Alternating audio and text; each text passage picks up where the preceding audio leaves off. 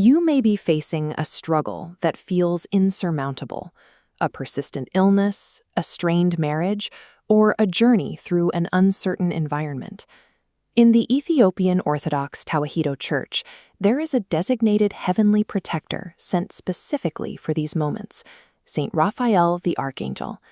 Understanding his role allows a believer to move beyond a general plea and move toward a more focused practice of prayer for healing and protection. To understand this tradition, we look at the 7 distinct roles of Raphael, the historical narratives found in ancient texts, and the unique significance of the month of Pagumen. As we walk through these steps, focus on your own circumstances. Identifying the specific nature of your need is the first step in aligning your prayer with the tradition of his intercession. Orthodox theology emphasizes that prayer is a deliberate act. Recognizing which aspect of Raphael's mission matches your situation provides a clear direction for your spiritual discipline. We begin with the name itself. In Hebrew, Rapha means health or medicine, and El refers to God. Therefore, Raphael is recognized as the medicine of God. Among the 7 chief archangels, Raphael holds the 3rd rank, while Michael is the commander of heavenly armies and Gabriel is the messenger of divine mysteries.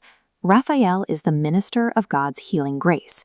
Within this hierarchy, he is the one to whom the faithful turn for restoration. The Church identifies 7 specific areas where Raphael intercedes. He is the healer of the sick, appointed over physical and emotional suffering.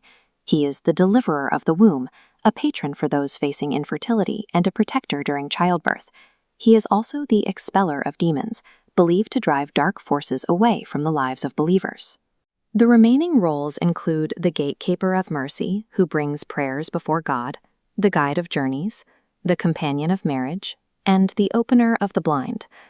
By selecting the title that speaks to your current difficulty, you are following a centuries-old practice of focused intercession. For those seeking safety during a journey, the miracle of Alexandria provides a historical anchor for their faith. Church tradition records a miracle where a church in Alexandria was unknowingly built upon the back of a massive sea creature. When dark forces incited the beast to stir, its movements threatened to destroy the church and everyone inside. In response to the people's prayers, Raphael appeared, striking the creature with his cross-topped staff. He commanded the beast to remain still, stabilizing the church and saving the congregation.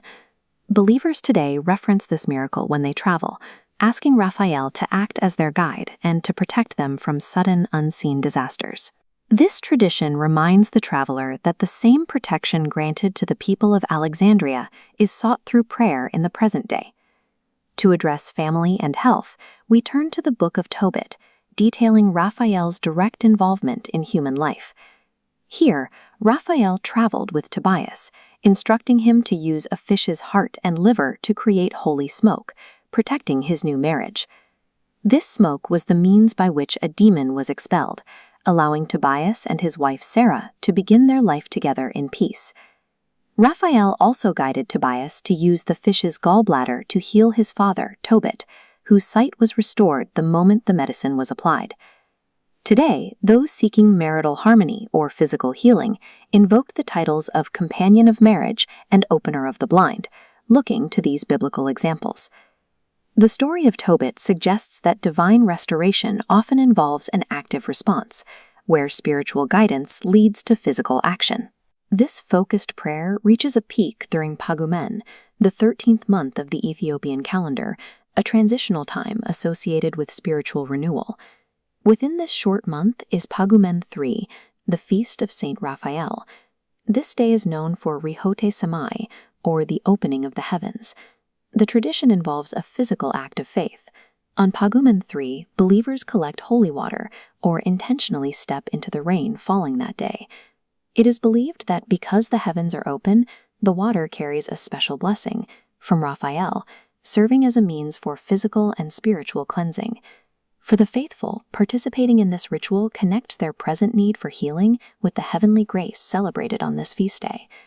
Through these steps, recognizing Raphael's rank, identifying his roles, and looking to the historical and biblical precedents, a clearer path of prayer emerges.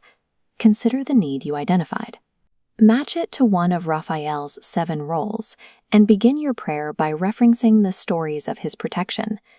Keep the feast of Pagumen 3 in mind, as it offers a yearly opportunity to join a community of believers in seeking renewal. If you found this explanation helpful, consider subscribing and sharing this video with others. Tell us in the comments which aspect of Saint Raphael's intercession resonates most with you. These traditions show that healing is not just something to be waited for, but something to be actively sought through a focused life of prayer.